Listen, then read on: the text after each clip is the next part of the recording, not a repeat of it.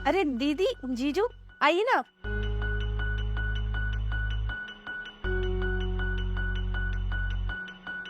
और जीजू, काम कैसे चल रहा है? बिजनेस तो बहुत अच्छा चल रहा है। और दी, आपके लिए क्या लेके आऊं? चाय या कॉफी? चाय ले आओ। अब चेतना, जीजू का है, दिखाई नहीं दे रहे। जीजू अभी बुला देती हूँ। सुनिए, देखिए दीदी और जीजू आए हैं। तो क्या करूं मैं? आरती उतारो इनकी। तुम्हारे रिश्तेदार है ये, मेरे नहीं, जो मैं इनकी खातिरदारी करूं। और वैसे भी मैं अनजान लोगों की ना खातिरदारी नहीं करता। अभिषेक, ये तुम कैसे बात कर रहे हो? मेरी दीदी और जीजू आए हैं, कम से कम उनके सामने तो ऐसे बात मत करो मुझसे। ये दोनों तुम्हारे दीदी और जीजू है, मेरे नहीं।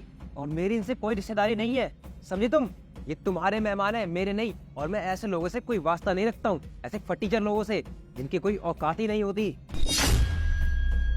तुम्हारी हिम्मत कैसे हुई मेरे घर वालों के लिए इतना गंदा बोलने की?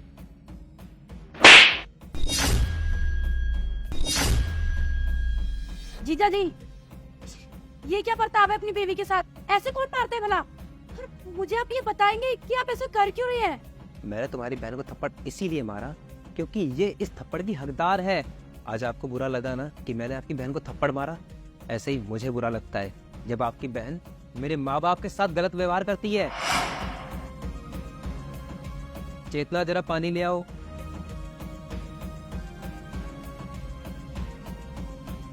ये क्या है? बेटा, हम घर छोड़कर जा रहे हैं। चेतना हमें बहुत सताती है। हम कभी तुझसे ये बात बोल नहीं पाए, लेकिन आज हम ये सब चीज़ें नहीं सह सकते, इसीलिए मजबूरन हम ये घर छोड़कर जा रहे हैं। तू अपना और चेतना का ख्याल रखना। तो इसीलिए मैंने इसको सबक सिखाने के लिए ये सब किया। चेतना, जीजू जो बोल रहे हैं वो क्या सच है? चेतना, मैं तुमसे कुछ पूछ रही हूँ, मुझे तुमसे ये उम्मीद नहीं थी। अरे तुम तो इतनी समझदार हो, और तुम्हें तो पता है ना हमारे माँ बाप ने हमारी शादी कितनी मुश्किलों में की है। कितना सारा कर्जा लिया था शादी के लिए। और जीजू, जीजू तुम्हें कितना मानते हैं, और तुम इनके मम्मी पापा से ऐसा बिहेव करती हो। अरे हमारे माँ बाप भी है और हमारा भाई भी है ना। तुमने कभी सोचा है अगर हमारी भाभी हमारे माँ बाप के साथ ऐसा बिहेव करेगी तो हमारे माँ बाप कहाँ जाएंगे? कुछ भी कहो, लेकिन तुमने बहुत गलत करा है। मुझे तुमसे उम्मीद नहीं थी चेतना। मुझे तो लगा था तुम काफी समझदार हो और तुम ना अपने परिवार को बहुत खुश रखती होगी, लेकिन आज सिर्फ और सिर्फ तुम्हारी वजह से ना जीजू को अपने माँ बाप से दूर होना पड़ा है। आप बिल्कुल सही कह रही हो।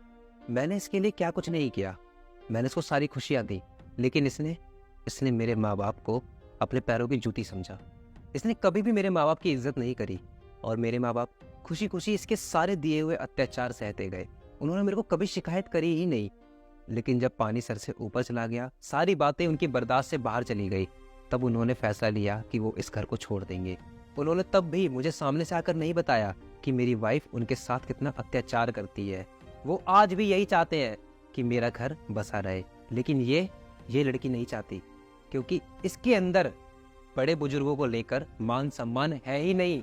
जीजू, मैं आपसे इसकी तरफ से माफी मांगती हूँ, प्लीज हमें माफ कर दीजिए। देखिए, आप माफ़ी मत मांगिए, आप दोनों की इसमें कोई गलती नहीं है। मैंने तो बस आप लोगों को जरिया बनाया कि मैं इसको सबक सिखा सकूं, क्योंकि मैं इसे बहुत बार समझा चुका था। एक बार नहीं, दो बार नहीं, 100 बार समझा चुका था कि ये समझ जाए, बड़ों की इज्जत करने लग जाए। लेकिन नहीं, ये चीज़ें समझना ही नहीं चाहती थी, इसीलिए मुझे ये तरीका अपनाना पड़ा। आप प्लीज़ मुझे माफ़ कर दीजिए। नहीं नहीं जीजू, आपने बिल्कुल सही किया, नहीं तो शायद इसको कभी ये सबक मिलता ही नहीं कि उसने कितना गलत किया है। अच्छा चलिए, अब हम चलते हैं। नहीं नहीं, आप दोनों कहीं नहीं जाएंगे, आप दोनों यहाँ बैठिए। आप हमारे मेहमान हैं और हमारा फ़र्ज़ है कि हम अपने मेहमानों का मान सम्मान करें। आप बैठिए, बैठिए आप लोग।